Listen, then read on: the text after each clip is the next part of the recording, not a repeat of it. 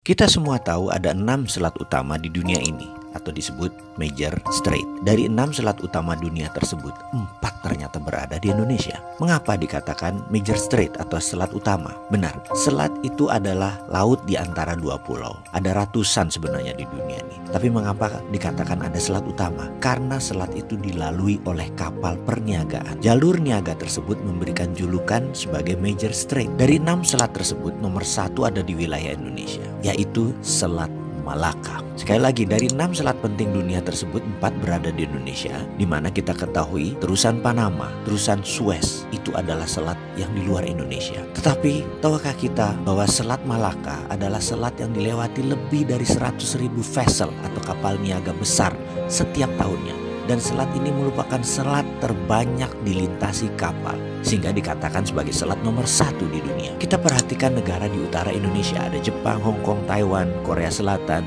Cina, di mana semuanya adalah negara produsen besar di dunia. 20% vessel mereka ke Amerika Utara, 80% kapal niaga mereka menuju arah Asia Timur, Asia Tenggara, Afrika, dan Eropa. Dan semuanya melalui selat di Indonesia. Bahkan ada 18 juta barel per hari kebutuhan BBM negara utara Indonesia tersebut, di mana 80%-nya disediakan oleh Selat Hormuz, juga melalui Selat Malaka. Australia kalau mengirim barang ke negara utara Indonesia tersebut pasti melewati Selat Lombok dan Selat Makassar. Lalu Indonesia dapat apa sih sebenarnya? Jujur, Indonesia tidak dapat apa-apa dari laut yang dipakai tersebut, dari selat yang dipakai tersebut, tidak dapat apa-apa. Oke, itu masa lalu. Kalau ke depan bagaimana? Bagaimana kalau kita kendalikan selat itu sebagai aset bangsa? Peraturan internasional tidak ada yang mengatur negara archipelago seperti wilayah Indonesia, seperti wilayah negara-negara Pasifik Selatan. Kita peraturan internasional itu selalu mengacu pada aturan kontinental atau daratan. Kita harus ubah wilayah laut selat Indonesia sebagai wilayah Indonesia,